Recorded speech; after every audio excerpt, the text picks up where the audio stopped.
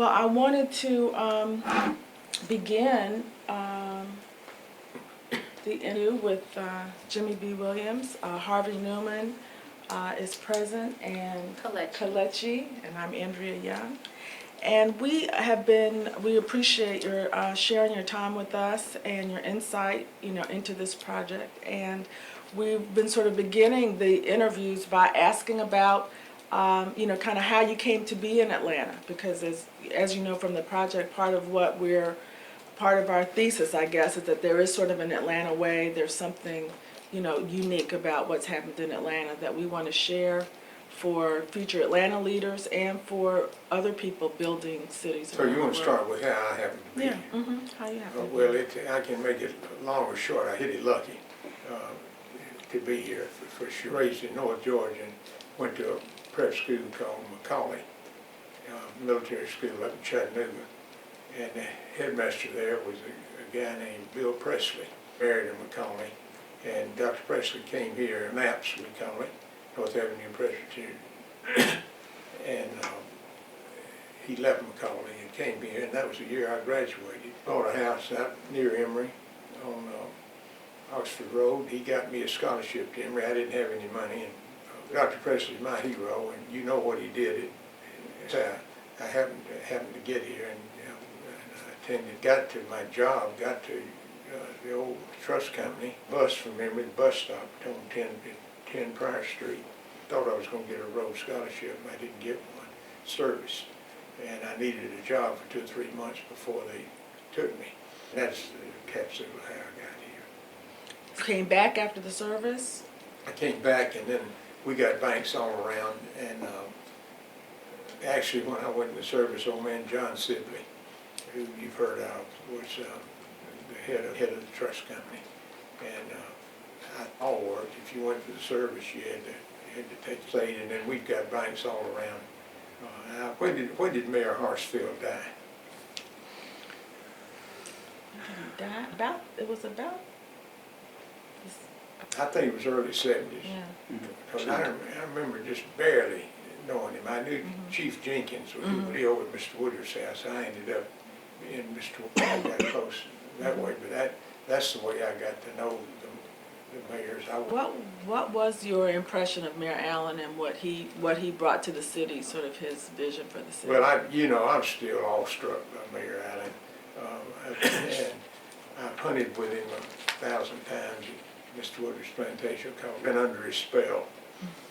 He's like your daddy. He can do it at the drop of a hat when we were down there. So I've got a personal relationship. It was a Paul Barroney's funeral. I was so close to Alan wanted to do it. It was a good idea. Mm-hmm. I'd say he brought enthusiasm, and he brought ambition, integrity. He brought just everything. It was a hallmark of Mayor Allen's terms as mayor to engage business leaders very closely in projects like the stadium, other. Yeah, he worked with Arthur. You know Arthur Montgomery? Mm-hmm. He worked with Arthur to get a lot of that stuff done. Arthur was one of Mayor Allen's old daddy was a director of the trust company, and their building was right here on the corner. Right, had to buy that to build this building. And yeah, he involved. He was real close to Mr. Woodard. Mr. Woodard put him on the Woodard Foundation. He was on that till he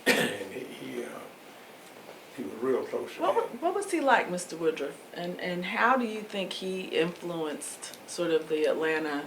You know, he was younger enough than Mr. Woodruff. Woodruff would always seek out Ivy. They were both. They were similar. They were both. What was it about Mr. Woodruff that made him? How did he look at the city and sort of what his responsibility was in the city? Where did that come from? Well, Mr. Woodruff wanted everything that he was a part of to be huge. In a room, if all of us are somewhere, there's Mr. Woodruff. I told you the other day, and you'll probably get to this, but when I would be, I think he's as exactly in that mold. In the paper this morning about these guys who hit 600 home runs. Lots of them. Lots of wonderful things happen. And you know, on up to the Olympics, and I think the Olympics can. What did the, I mean, folks, sort of what was the sense in sort of the Koch community and the trust company about the Olympics when he first started talking about it? Well, I think, of course, everything that Andy got involved in, now you get that. Now I was pretty close to it, but I didn't have to vote. Andy got the magnetism of Atlanta and all that, but Andy got those votes. Not to diminish. I mean, Billy was right there getting them too. Billy led the thing in a magnificent way, but. But was there a sense that this could, I mean, was there sort of a sense at the time, you know, because it's sort of how do you build the support for, you know, an effort like that? And so, I mean, how does that sort of happen in Atlanta that Well, people Billy kind of, with his own personal magnetism, he got the local community. Talked to him early on, and and I told him that I was pretty sure he couldn't do it. And that he was spending his week. It didn't take me long. He came to see me to, you thought, if it, but I don't know how much Andy talks to you about it, and if Mayor Allen had been here, he'd been right. Because it was kind of in that spirit of things that kind of put Atlanta kind of out there. It was almost like we were just ready to go and needed that little push, and somehow that worldwide attention. You know, I go to a lot of Olympics, but it's really. You said you saw that was really a boost. What do you think was some of the impact of having the Olympics in Atlanta? Well, I guess I look at it from, you see all the buildings and all this. I bet we got a lot of headquarters because of it, a lot of corporate expansion, and even people. But I got you off your I got you rambling when you simply asked me, and without leadership, enjoyed life, but without that political leadership. Is there a sense during the Allen years that Atlanta was aspiring to become a city of national importance? Well, yeah, I think so. I'd say a city of more importance, and I'd say that developed to a city of national importance, to a city that allowed us to do some of those things. Was it important to Mr. Woodruff that Atlanta be more prominent? Yeah, Mr. Woodruff he supported everything positive. You know, Mr. Woodruff left his money in this when office, Mr. George Woodruff, brother of Mr. Woodruff. This was his own. The old building was torn down, and he built this building. George took this office, 251 Trust Company, Georgia, and that's really one of the reasons Mr. George was here, and that's his. Whoever, somebody needs to know the history of it, though. They can. So when did you first know about Andy Young? When did he first come to your attention? Well, you know, you grew up knowing about Andy Young, but I didn't meet him till the 70s. A guy named Clifford Alexander was Secretary of the Army, and Clifford was a friend. They evidently had something to do with Morehouse. You know, if you just couldn't help. They led this city in tough times and in good poised, and got great judgment. And it's like me fell in behind Andy. I wasn't that close to him. I had a business and he had a business, and we both one of them. This was a long time. Longest visits with him was sitting in Mary Allen's little hole was there with him. You might have been. I never got personally that close, but in that little book he tells. I would encourage you to make involved with a lot of, not just as mayor, Atlanta, I always sensed in his mind when he was, he talked at Roberto's funeral. That's what. You By the remember? way, I'm digressing on you, but That's good. we lost a great guy at the funeral yesterday. Well, it seems that, I mean, Roberto Guazzetta is sort of another one. What do you think his leadership meant for Atlanta? Well, of course, it was wonderful. He had the team, Don Keogh, who's still living, and and they, I was on the board during those. What do you, I mean, that was it was such a time of growth for the company. What do you think was the real Well, brought to it? it was a time of growth. Yeah.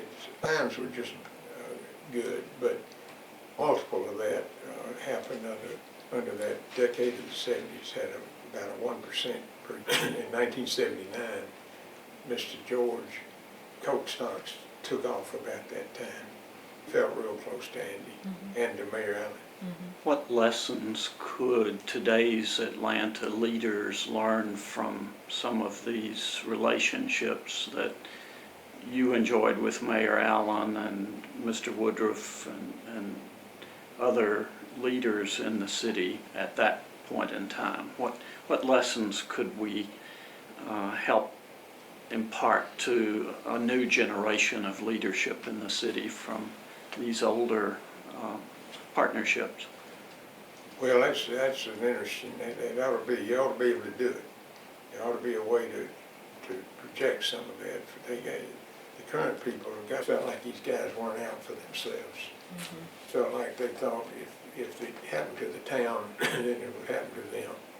And love relationships where the city. Not to digress, but were you involved in the decision-making to create this park? I wasn't involved. I was around. A fellow named John O. Childs. I was a Childs ran Adams Cates, and he's a great friend of Mr. Woodruff, who's still living in the old Woodruff Foundation papers. And remember old King Hardware? And I was sitting there watching and thinking, isn't this going to be great? At that point, kind of wondering who Mr. was. He was in the bank all the time, but I was, you know, and they just put it together. Fun to watch those players. So what do you think then over the 50 years you've been involved? What do you think are some of the most important things that have been accomplished in Atlanta? The Well, Olympics as I being said one. earlier, I guess, good Lord, where we are is pretty impressive. I wasn't involved in other than see it happen, but universities have set us apart. Saved from nothing during that period of time. Tech's coming. I mean, you know, anywhere I go, Tech is right. Lucky headquarters. Of the corporate headquarters. Well, there's so many. Bernie and Arthur here. Yes, has done so much, and then local, but it's the Napa people. They might have come during Andy's time. Came from West Coast. Getting the big IBM building here was one of the IBM, things he when they did built during that, his. That was a showplace of the South. Bought it right before the crash for what, 300 million. Say this on your. If I'm pretty much available. Oh, and what would you say is the Atlanta way? How would you describe the sort of Atlanta way of? Oh, you know, I think, I haven't thought about it that way, but I'd say pride, enthusiasm, excitement. And the way that the business community and the political leadership have worked together, I mean. I think, well, don't you?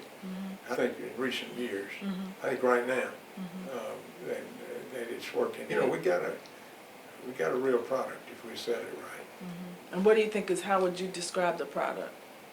Well, it's like I said, we can keep spreading. So did Mr. Woodruff is who encouraged you to take the role at Emory? Yeah, he didn't encourage me to, he told me to. And it's the way it was. And it had meant a lot to me. I enjoyed it. But I was 73, so I was on it forever. He made me do that. And I did. I said, Mr. Woodruff, I just want to thank you for what you've done for me. You know, so, and he said, he saw us start, he's pointing at the Coca Company, the company. He said, from this day on, I wasn't sure what that meant, but I promised him. And by challenging people. yeah. Yeah. And what was his challenge in terms of philanthropy? Because it, you know, there seems to be an expectation, what you were saying about Arthur and Bernie Marcus, that, you know, they seem to have an understanding that they had done well in Atlanta, so they had to give back somehow. Well, I don't know, son. I think you just, and you don't want to get those two things in each other's way. You know, when you bad about this medical thing at Emory started. What was do you know what his motivation was for focusing on that? Well, the story is, and he said he had to set up kind of a field station, and his what medicine could do, told me, he made me be chairman of the Woodruff Committee. He said, you know, I heard, I want to Sigma die, I want to get well, Eggleston. But that's more than you want to know. No, but I mean, I think that's an important dimension. That was his biggest thing, was the medicine. In terms of his personal interest. Where he spent the money. Yeah. You know it, but if you go out there to the clinic, the name of that building's a school. Certainly contributed to Atlanta in so many important ways: the arts, health, education, not just at Emory, the library at the Atlanta University Center. Atlanta University, he was interested in those schools. And dedication of the research archive, renovations, and we stay at the foundation. We stay close to that. Great big monitors the kids have. Well, how's your project coming along? Yeah. No, I think very well. We have. Harvey, how did you get drafted, or did you volunteer? I had done a project very similar to this with the Atlanta Committee for Progress, helping to understand the policy issues addressed by Mayor Franklin's administration. And I had finished up that project, and this one came along and they said, are you interested in working on this? And it was the sort of thing that I've been studying Atlanta since I started at Emory in graduate school. And where are you from? I grew up in North Carolina and went to Davidson College and then Duke for master's work, and came down here to do a PhD, wanting to be a very quiet medieval historian, but happened to run into Georgia State and their brand new urban life program at the time. And, got engaged in the study of cities and have been about that business for 41 years now. So, been at Georgia State a good long while. You involved in that equitable building? No. What are the plans for Andy's school? Well, we have the very nice building over there. You can see it from here. We need some more space, and I don't know where that will. Because with two more departments, social work and criminal justice are now part of the Andrea. Andrea, it's unique in that it has economics as a core of it, so there's a real, as well as the public management and policy. So those were sort of the original departments, and now they've added the school of social work and criminal justice. Really being able to take an interdisciplinary approach. A lot of our students go on, one of the things, to work in, well, they work all around the world, but they all, in particular, in a lot of public sector jobs, you know, in Georgia, and bringing that sort of outcomes, you know, with your scientific approach to looking at, you know, how you do public management and to School come from real little. It's been an amazing process. Dr. Patton was very good for Georgia State. You know, I mentioned that her whole time yesterday. So, Sold the mansion that the university owned in Buckhead and moved over Yeah. here across the street from the park. yeah, he saw that. I live right there across the street from him. Sold that nice house and went up here.